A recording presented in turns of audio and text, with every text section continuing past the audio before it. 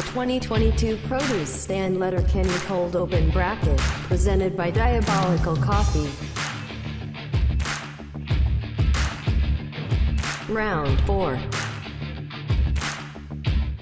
Well, the first matchup of the Elite Eight is a battle of the dicks, and there's not a schmelly in sight. The massive presence of Stewart's Horn has caught everyone's attention this tournament. After pounding the first two opponents into submission with relative ease, a matchup we all had been waiting for was set for the Sweet 16, and the collision of Stewart's Horn into Katie's Big Tarts did not disappoint. Both came to the affair with passion and intensity, matching each other shot for shot and blow for blow. And after loads of scoring on defensive penetration, both teams were spent, having unloaded everything they had on the other. However, in the end, Stewart's Horn pulled it out, standing proud and tall, victorious into the next round. The 5.15 inches of McMurray has been putting on a clinic of using experience and technique to excel past a seemingly average base. It would be easy to dismiss them by most conventional measurements, but this was just the tip of what they had to offer.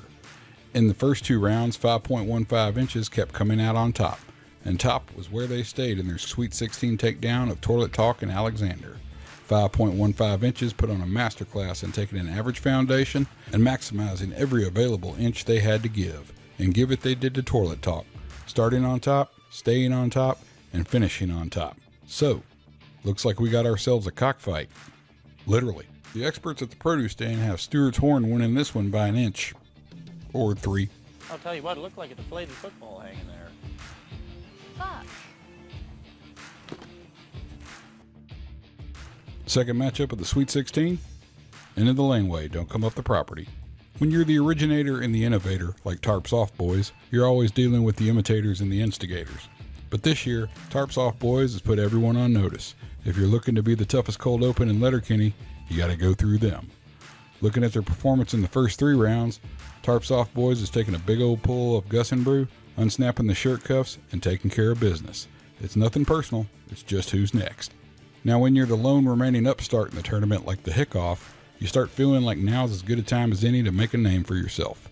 And what better way to do that than taking down the one that started it all.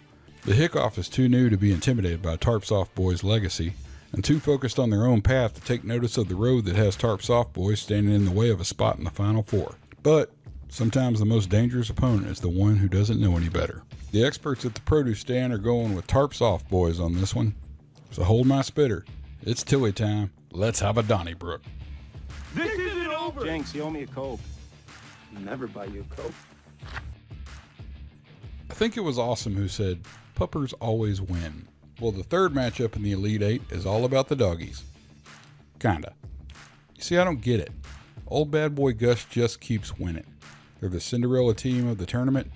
Every available metric has Old Bad Boy Gus at best, maybe making it to the second round. At best. But that's it. I'm done underestimating the size of the fight in this dog.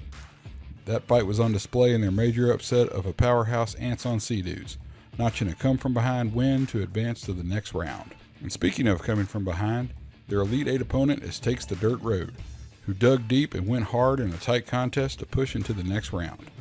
Strong in the bracket since the entering, Takes the Dirt Road has had a one-track mind, tenacious and persistent.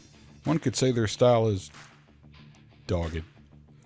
Will this approach work for them against the real dogs of Old Bad Boy Gus, or will they need to just relax and let it happen? In the end, this could be a struggle. This could be a tough one, but the experts at the produce stand have Takes the Dirt Road sneaking in the back door for the win. Well, I knows it's impolite to kiss and tells, but... No buts. Actually, this involves a significant but. This could very well be the marquee matchup of the Elite Eight. Hell, had the bracket been seeded a little different, this could have been your final. As it is, we got 2 powerhouse teams playing for a spot in the Final Four. I mean, this is a prime time, major network, preempt your TV shows clash. If there's a team that's truly hitting on all cylinders this tournament, it's Dad Noises. Through 3 rounds, their vote totals are ridiculous, averaging well over 100 in each round. They've yet to be truly challenged, but aside from Katie's rap in the second round, they've yet to be truly tested either. That could all change in their clash with Elite Eight opponent, To Be Fair. To Be Fair came in cold off a first round bye to take on a pre-tourney favorite, Attentions Paid, in the second round. And how did To Be Fair fare against a hot Attentions Paid that was rolling with momentum to burn? They beat them handily in a contest that was never really in doubt. This one's probably going to come down to Be Fair's X Factor, which is name recognition. No phrase is probably more indelible to the casual Letterkenny fan than To Be Fair. And it's proved a powerful asset so far. But those vote totals of dad noises. This is going to be a frickin' barn burner.